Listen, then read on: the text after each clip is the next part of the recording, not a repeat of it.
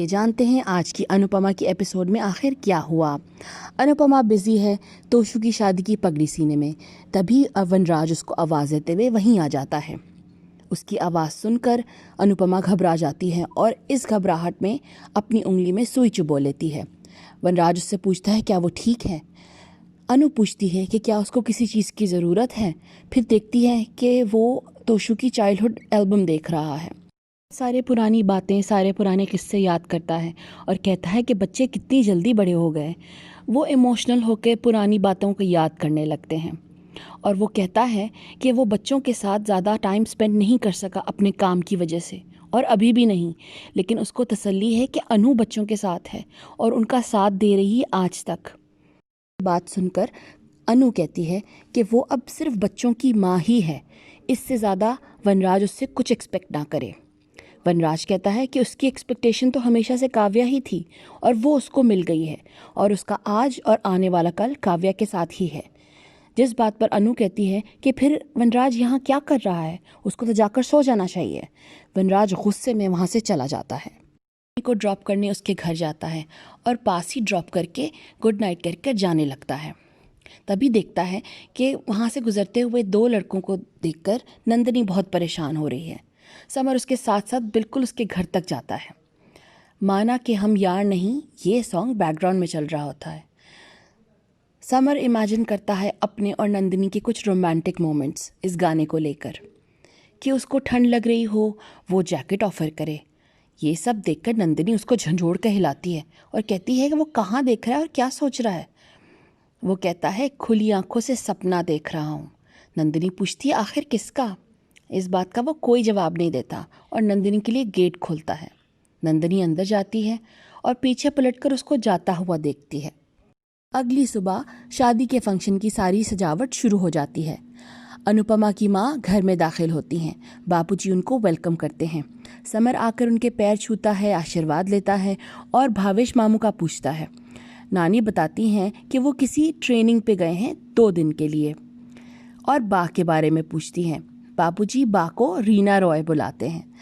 तभी बा अंदर दाखिल होती हैं और उनके गले पे एक नेक बैंड बंधा हुआ है जो उनके गले में स्प्रेन की वजह से उन्होंने बांधना पड़ा। मामा जी जोक करते हैं कि अभी तो वो निरुपा रॉय लग रही हैं। बाद ये जवाब देती हैं कि कल डांस करते हुए उनके गर्दन में बल पड़ गया, जिसकी वजह से उनको ये नेक बैंड पहनना पड़ गया। डॉली पूछती है कि क्या उन्होंने गर्दन से डांस किया। बाबूजी मजाक करते हैं कि किसने उनको कहा था हेलेन बनने को। सब मजाक करने लगते हैं और नेक बैंड उतारने को कहती है। अनु वहाँ आती है और अपनी माँ से गले मिलती है। वनराज भी वहाँ आ जाता है। नानी सब पुरानी बातें याद करती हैं कि कैसे उसने उनको धोखा दिया, फिर भी चुप खड़ी रहती हैं। वनराज भी वहाँ कुछ शर्मिंदा सा साइड पे खड़ा बड़बड़ाता रहता है, पर उनके पैर फिर भी नहीं छूता। नानी कहती हैं कि इस सब की वैसे भी कोई ज़रूरत नहीं है जब रिश्ता ही बाकी नहीं बचा। बा अनु और वनराज को कहती हैं कि उनको इस वक्त सिर्फ और सिर्फ बच्चों के माँ बाप की तरह सोचना चाहिए और उनकी खुशी के लिए पूजा में एक साथ बैठना चाहिए।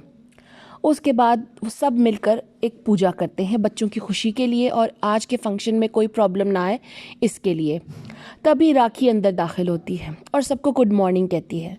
बा टॉन्ट मारती हैं कि ये ब्लैक गॉगल्स क्यों पहन के आई है और टॉन्ट मारती हैं कि वो इस किस्म की साड़ी क्यों पहन के आई है जिसकी स्लीव्स ही नहीं है। एटलीस्ट अपनी बेटी की शादी में तो वो पूरे प्रॉपर कपड़े पहन के आ सकती थी। और उससे पूछती हैं कि आज भी वो हमेशा की तरह अपने शौहर के बगैर आ गई। बताती हैं कि प्रमोद किसी ज़रूरी काम से गया हुआ है। बा पूछती हैं कि क्या उससे फिर कोई गलती हो गई और वहाँ से चली जाती हैं। राखी इस बात पर आग बगूला हो जाती है। अनु राखी को मुबारकबाद देती है उसकी बेटी की शादी पर, जिस पर राखी कहती है कि आज तो अनु की बर्बादी का दिन है। उसको याद नहीं कल का चैलेंज। अब तो वो अनु को बर्बाद करके रहेगी और ये तो सिर्फ शुरुआत है। अनु सोचती है कि राखी पता नहीं क्या चाहती है और वहाँ से चली जाती है किंजल को लेने के लिए। वनराज भी चला जाता है तोशु को लेने के लिए। बा राखी पे ताना मारती हैं कि क्या उन्होंने नकली ज्वेलरी पहनी हुई है। राखी चीखती है कि वो नकली ज्वेलरी क्यों पहनेगी और वो भी अपनी बेटी की शादी पर। मामा जी हंसी मजाक करने लगते हैं। अनु के साथ चलते चलते तोशु और किंजल के रूम की तरफ जाते हैं और वनराज पूछता है कि अगर तैयारी में कोई और काम रह गया हो तो उसको बता दे। अनु कहती है कि वो ज़रूर बता देगी। वनराज कहता है कि सारे घर की तैयारियां तो अच्छी खासी जा रही हैं। तभी काव्या की वीडियो कॉल आने लगती है। अनु ये देखकर साइड पे हो जाती है। वनराज कॉल पिक करता है। काव्या कहती है कि वो तो बहुत हैंडसम लग रहा है। वो उसका शुक्रिया करता है और कहता है कि वो अभी तक ऑफिस नहीं गई। काव्या कहती है कि हाँ, वो चली जाएगी। उसके बाद वो कहता है कि विशाल शर्मा को हैंडल करना आसान नहीं है। काव्या कहती है वो हैंडल कर लेगी और फिर पूछती है कि घर की सारी तैयारियां कैसी जा रही हैं और ये कि उसके बैक में दर्द तो नहीं है काउच पे सोने से। वनराज बताता है कि नहीं, वो बेड पे सोया था। फिर वो पूछती है कि क्या अनु ने उससे पैसे के लिए पूछा। वनराज बताता है कि नहीं, उसने पैसे नहीं मांगे। काव्या कहती है कि यकीनन वो उससे झूठ बोल रहा है और रिक्वेस्ट करती है कि क्या वो शादी पे आ सकती है। वनराज कहता है कि ये बातें हम पहले ही डिस्कस कर चुके हैं कि वो शादी पे नहीं आ सकती और गुस्से में लाइन काट देता है कि अब उसने उसका मूड ऑफ कर दिया।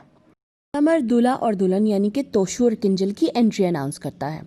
सब खुशी खुशी उनके लिए बहुत सारी तालियां बजाते हैं। उसके बाद तोशु और किंजल वहाँ सीरियस सा चेहरा बनाए हुए अनु और वनराज के साथ दाखिल होते हैं। किंजल आते ही राखी से पूछती है कि उसके पापा यानी प्रमोद कहाँ हैं।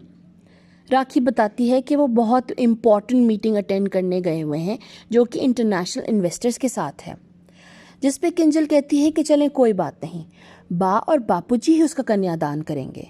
बापूजी कहते हैं कि ये ठीक रहेगा। राखी इस बात पे बहुत जेलस होती है। पंडित जी फिर बताते हैं कि अब दूल्हा और दुल्हन को एक दूसरे को वरमाला पहनानी है। दूल्हा और दुल्हन एक दूसरे को गुस्से से देखते हुए कोशिश करते हैं वरमाला एक दूसरे के गले में डालने की। ये सब देखकर अनु उन दोनों को वहीं रोक देती है और कहती है कि इस शादी का तो अब कोई मकसद ही नहीं है कि अनुपमा की आने वाले एपिसोड में आगे क्या होने वाला है। सारी फैमिली खूब एंजॉय कर रही है तोशु और किंजल की शादी की रस्में, और ये सब देख राखी सोच रही होती है कि कुछ ही देर में यहाँ ऐसी आग भड़कने वाली है जो कि इनकी सारी खुशियाँ बर्बाद कर देगी और जो कि हवन की इस आग से भी ज़्यादा ताकतवर होगी। पंडित जी दूल्हे के माँ बाप को कहते हैं कि दुल्हन और दूल्हे का हाथ थामें और इस पूजा के लिए तैयार हो जाएं। तभी काव्या वहाँ आती है और अपना हाथ अनु और वनराज के ऊपर रख देती है और कहती है कि वो अपने बॉयफ्रेंड के बेटे की शादी किसी हाल मिस नहीं करना चाहती। ये देख सभी बहुत गुस्से में आ जाते हैं।